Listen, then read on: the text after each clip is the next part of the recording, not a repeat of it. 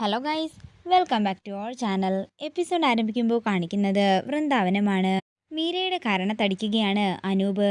നീയല്ലേ എല്ലാം നോക്കിക്കോളാം എന്ന് പറഞ്ഞുകൊണ്ട് പോയത്, എന്നിട്ടിപ്പോ എന്തായെന്ന് അനൂപ് മീരയോട് ചോദിക്കുന്നു.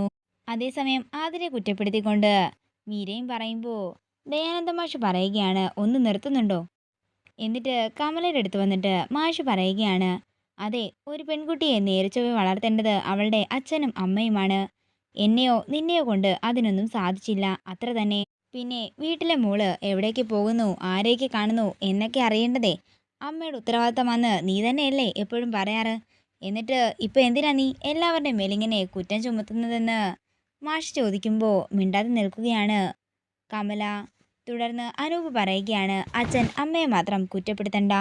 ഇവൾക്ക് അല്പമെങ്കിലും മനസാക്ഷി ഉണ്ടായിരുന്നെങ്കിലേ ഇവള് അവന് രഹസ്യമായി വിവാഹം കഴിക്കത്തില്ലായിരുന്നു. നമ്മളുടെ എല്ലാവരുടെയും മുമ്പിലൂടെയല്ലേ ഇവള് വിവാഹത്തിനായി ഇറങ്ങിപ്പോയത്. ഒരുപക്ഷെ ഇവളുടെ വിവാഹത്തിന് വേണ്ടി എൻ്റെ വണ്ടി വിൽക്കുന്നെന്നറിഞ്ഞിട്ട് പോലും ഇവൾക്ക് എന്നോട് ആ കാര്യം പറയാൻ സാധിച്ചില്ലെങ്കിൽ അനൂപ് എന്ന വ്യക്തിക്ക് ഇവളുടെ മനസ്സിൽ എന്താ സ്ഥാനമെന്ന് എനിക്ക് മനസ്സിലായിട്ടുണ്ടെന്നും അനൂപ് പറയുന്നു. നിന്നെയും അർച്ചനയും സ്നേഹിച്ചതുപോലെ ഞാൻ എൻ്റെ മോളെ പോലും സ്നേഹിച്ചിട്ടില്ല. ദാരിദ്ര്യത്തിനും ബാധ്യതയ്ക്കും മുമ്പിൽ തോൽക്കാത്ത അനൂപിനെ നീയും നിന്റെ ചേച്ചിയും കൂടി തോൽപ്പിച്ചു കളഞ്ഞു. രക്തബന്ധങ്ങളെ ഒരിക്കലും വിശ്വസിക്കരുതെന്ന നിങ്ങൾ രണ്ടും കൂടി എനിക്കിപ്പോൾ കാട്ടിത്തന്നത്. അത്രയും പറഞ്ഞുകൊണ്ട് അനൂപ് അകത്തേക്ക് പോകുമ്പോൾ മാഷ് പറയുകയാണ്, എന്താണെങ്കിലും അവൻ്റെ കണ്ണീരിന് പകരം വയ്ക്കാൻ നിന്റെ പശ്ചാത്താപം കൊണ്ടൊന്നും സാധിക്കില്ല അതിരെ എന്ന് പറഞ്ഞ് മാഷ് അവിടെ നിന്ന് പോകുന്നു. തുടർന്ന് കമല പറയുകയാണ്, നീയൊക്കെ എൻ്റെ വയറ്റിൽ തന്നെ വന്ന് പിറന്നല്ലോ എന്നാ ഞാനിപ്പോൾ ഓർക്കുന്നത്. ഒരമ്മയായതിൽ ഏറ്റവും കൂടുതൽ ഞാൻ സന്തോഷിച്ച ദിവസമായിന്ന്. അത്രയും പറഞ്ഞുകൊണ്ട് കമലയും പോകുമ്പോൾ ആതിര പൊട്ടിക്കരയുകയാണ്. തുടർന്ന് മീര വന്ന് പറയുകയാണ്, എന്താണെങ്കിലും ഇതല്പം കടന്നുപോയി മോളെ. എനിക്കും ഒരു പെൺകുട്ടിയാണ് വളർന്നു വരുന്നത്. അതുകൊണ്ട് അവൾ നാളെ എങ്ങനെ പോകുമെന്ന് എനിക്കറിയില്ല. അതുകൊണ്ട് തന്നെ ഞാൻ നിന്നെ കൂടുതലൊന്നും പറയുന്നില്ല. അത്രയും പറഞ്ഞുകൊണ്ട് മീരയും മുറിയിലേക്ക് പോവുകയാണ്. പിന്നീട് കാണിക്കുന്നത് നെല്ലിശ്ശേരിയാണ്.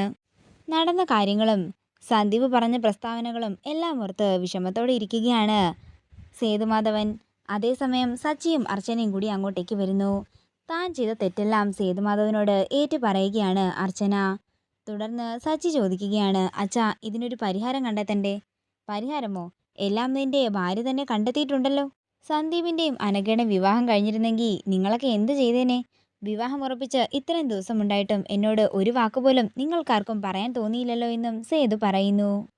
എൻ്റെ മകൻ സന്ദീപും എൻ്റെ മരുമകൾ അർച്ചനയും ചെയ്ത തെറ്റിന് ഈശ്വരൻ തന്നെ അവർക്ക് ശിക്ഷ വിധിക്കട്ടെ എന്ന് സേതുമാധവൻ പറയുമ്പോൾ പൊട്ടിക്കരയുകയാണ് അർച്ചന. നിങ്ങളുടെ ഏറ്റുപറച്ചിൽ കുറച്ചു മുമ്പേ ആയിരുന്നെങ്കിൽ ഒരുപക്ഷെ ഞാൻ ക്ഷമിച്ചേനെ. പക്ഷേ ഇനി എൻ്റെ ക്ഷമയ്ക്ക് വേണ്ടി നിങ്ങളിവിടെ കാത്തു നിൽക്കണമെന്നില്ല. ശാരീരികമായും മാനസികമായും എനിക്കിപ്പോൾ പല ബുദ്ധിമുട്ടുകളുമുണ്ട്. അതുകൊണ്ട് സച്ചിയുടെ ഭാര്യയെ വിളിച്ചുകൊണ്ട് പോകണം. തുടർന്ന് അർച്ചന കരഞ്ഞുകൊണ്ട് മുറിയിൽ നിന്ന് പോകുമ്പോൾ അർച്ചനയുടെ പിന്നാലെ ചെന്ന് ആശ്വസിപ്പിക്കുകയാണ് സച്ചി. പിന്നീട് കാണിക്കുന്നത് അനഘയാണ്. മോളെ എന്ന് വിളിച്ചുകൊണ്ട് അവന്തിക വരുമ്പോൾ അനഘ പറയുകയാണ്, ചേച്ചി ഒരൊറ്റൊരുത്തി കൊണ്ടാ, ഇല്ലെങ്കിൽ പ്രശ്നങ്ങൾക്കെല്ലാം പരിഹാരം ഇന്ന് തന്നെ ഞാൻ ഉണ്ടാക്കിയേനെ. ആ അർച്ചനയെ കൊന്നിട്ട്. എടി, അതിന് നീ അർച്ചനയല്ല കൊല്ലേണ്ടത്, ആതിരയെ കൊല്ലേണ്ടതെന്ന് അവന്തിക പറയുമ്പോൾ ആതിര പറയുകയാണ്, അങ്ങനെയല്ല, അർച്ചനയെ കൊന്നാലേ എല്ലാ പ്രശ്നത്തിനുള്ള പരിഹാരം ഉണ്ടാകും. അവളെയാ കൊല്ലേണ്ടത്. ചേച്ചിക്ക് മനസ്സിൽ പേടിയാ. ഈ പറയുന്ന വാക്കും ക്ലാവ് പിടിച്ച കഥയും മാത്രമേ കൂട്ടിനുള്ളൂ എന്നൊക്കെ ആതിര പറയുമ്പോൾ ദേഷ്യത്തോടെ നിൽക്കുകയാണ് അവന്തിക.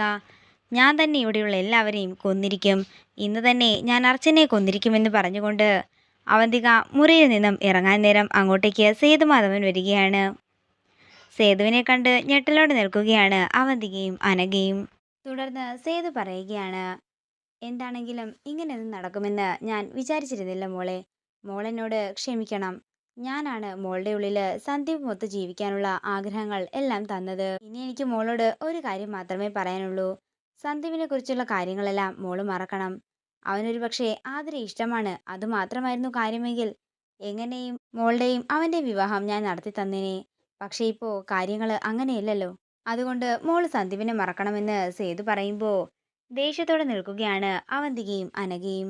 ഇതോടുകൂടി ഇന്നത്തെ എപ്പിസോഡ് ഇവിടെ തീരുകയാണ്. വീഡിയോ ഇഷ്ടമായെങ്കിൽ മറക്കാതെ ലൈക്ക് ചെയ്യുക, ഷെയർ ചെയ്യുക, കമൻറ്റ് ചെയ്യുക. കൂടുതൽ സീരിയൽ അപ്ഡേറ്റ്സിനായി മറക്കാതെ സബ്സ്ക്രൈബ് ചെയ്യുക നയൻസ് ക്രിയേഷൻസ്.